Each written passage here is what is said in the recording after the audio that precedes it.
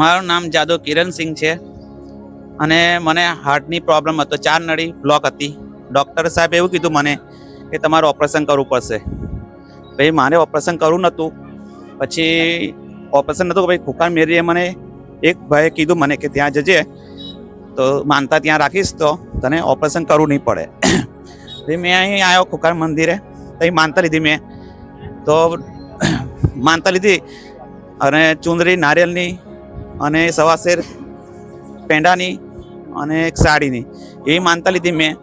અને પછી ત્યાર પછી મને લગભગ 3 મહિનામાં સારું થઈ ગયું ધીરે ધીરે. પછી ડૉક્ટર સાહેબે મને ઓપરેશન કરવાનું ના પાડી. પછી ધીરે ધીરે થોડો દુખાવો થતો હતો. તો પછી પ્રવચનમાં મેં આવ્યો ત્યાર પછી મને માતાજી એવું કીધું કે જો મેં દવાખાનું બતાવું ત્યાં જજો તો અહીં ઓપરેશન કરવું નહીં પડે. પછી માતાજી ઈશારો મને બતાડ્યો અને મેં ત્યાં ગયો તો ત્યાં મને દવા ચાલુ કરી. અત્યારે મને બિલકુલ બધું સારું થઈ ગયું છે અને ઓપરેશન કરવું નહીં પડ્યું મને. બરાબર, એટલે તમને હૃદયની તકલીફ હતી, 4 નળી બ્લોક હતી. 4 નળી મને બ્લોક હતી. ડોક્ટરને બતાવ્યું હતું ત્યારે એમને એવું કીધું હતું કે ઓપરેશન કરવું પડશે. હા, સર્જરી કરાવી પછી ઓપરેશન કરવું પડશે મારે. બરાબર, એટલે પછી તમે માનતા રાખી. હા. તો માનતા રાખીને ફરી બતાવ્યું હા. તો ઓપરેશન કરવાની ડોક્ટરે ના પાડી.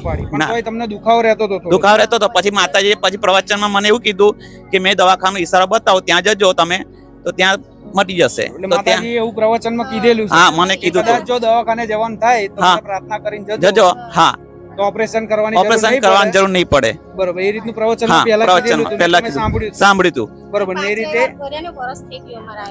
હા, ને એ રીતે તમે માતાજીને હા. માતાજીની વાત ઉપર શ્રદ્ધા શ્રદ્ધા રાખીને મેં દવાખાને ગયો અને ત્યાં આગળથી મને બધું મટી ગયું. મને વગર ઓપરેશન વગર ઓપરેશન કશું તકલીફ નહીં, બિલકુલ કશું જ નહીં. બિંદાસથી ફરું છું હવે. આ બધું કયા માતાજીની કૃપા. ખુકાર મેલની માતા. ભલે, રામ રામ. રામ રામ.